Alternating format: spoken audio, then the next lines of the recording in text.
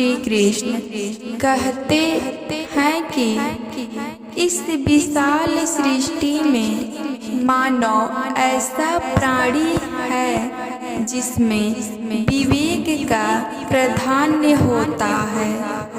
अपने विवेक के माध्यम से उसने अनेक प्रकार के उद्यम करके वैज्ञानिक और तकनीकी उन्नति की है। इस उन्नति का लक्ष्य जीवन को सुखी बनाना है। सुख प्राप्त करने की उसकी यह अभिलाषा धीरे धीरे बढ़ती चली जाती है। जब सुख के साधन केवल भौतिक सुखों तक ही सीमित रह जाते हैं तो धीरे धीरे स्वार्थ और स्वयं की भावना बढ़ने से मनुष्य दूसरों के हित अहित की चिंता किए बिना अपने ही सुख साधनों को बढ़ाने में जुट जाता है। इससे समाज के साधनहीन वर्ग निरंतर शोषण की चक्की में पीसने लगते हैं। समाज में असंतुलन उत्पन्न होने और शोषण बढ़ने से असंतोष, अराजकता एवं अनैतिकता को बल मिलता है।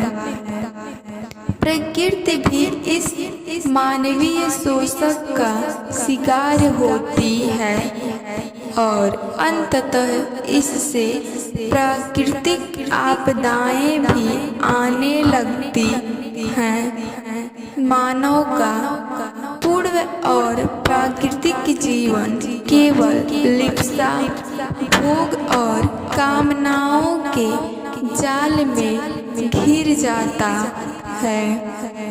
इससे मानवता के समर्थक दुख पाते हैं।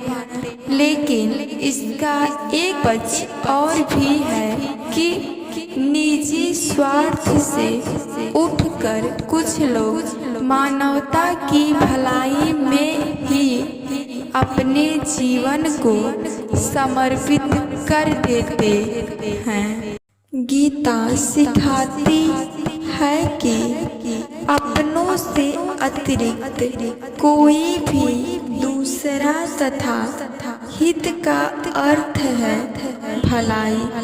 अतः इस शब्द का अर्थ है दूसरों की भलाई।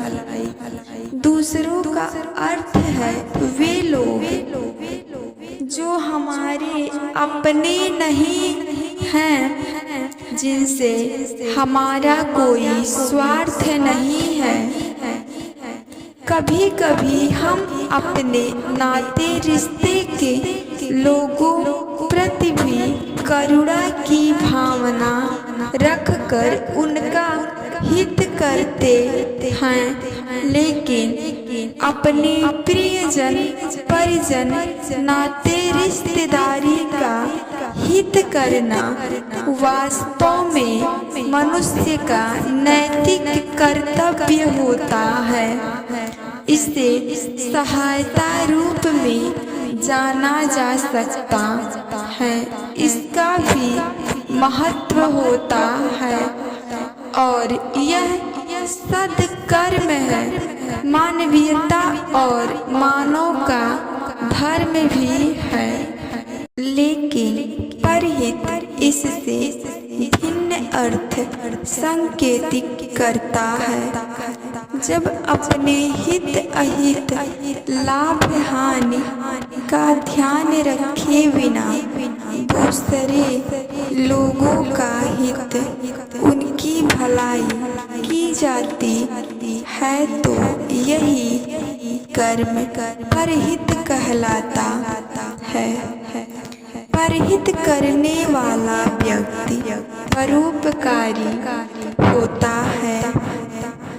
सभी प्रकार की कामना और इच्छाओं को त्याग कर ही वह दूसरों की सेवा करता है।